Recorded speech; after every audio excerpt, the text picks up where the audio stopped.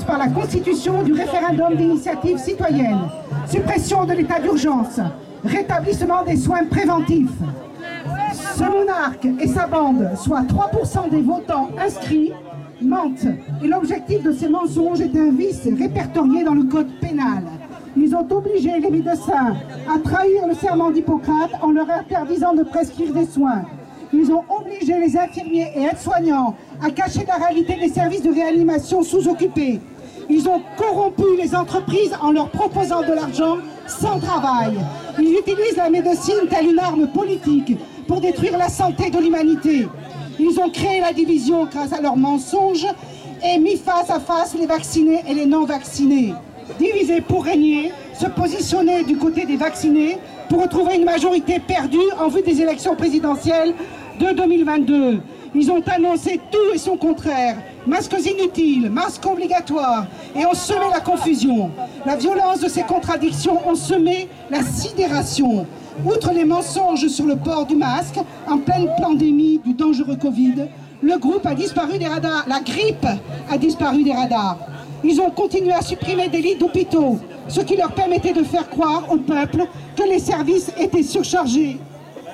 Par exemple, en Martinique, ils ont annoncé 115% d'occupation en réanimation pour une capacité de 25 lits pour 370 000 habitants. Il y aurait donc 29 personnes en réanimation. Ils font du chantage à l'emploi pour obliger à la vaccination. Ils interdisent l'accès à certains lieux en utilisant le pass qui est contraire aux lois françaises et européennes pour forcer à la vaccination. Ils se mettent en infraction avec le code du travail en suspendant les soignants non vaccinés ou sans tests vaccinaux par des antigéniques négatifs avec suppression de salaire pendant 2 mois. Les familles monoparentales sont en danger.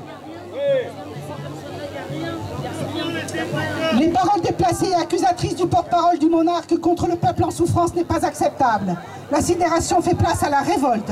L'accès à des denrées de première nécessité est interdit par des agents de sécurité zélés aux ordres, alors que pendant ce temps, dans les transports communs, est autorisé le non-respect des distanciations physiques. Ils gouvernent par la peur, la répression, l'interdit et la contrainte plutôt que la pédagogie. Ils ont supprimé le référentiel de la santé innée et des différences immunitaires pour favoriser la marchandisation de la santé selon leurs algorithmes.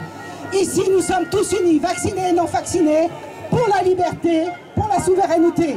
Merci.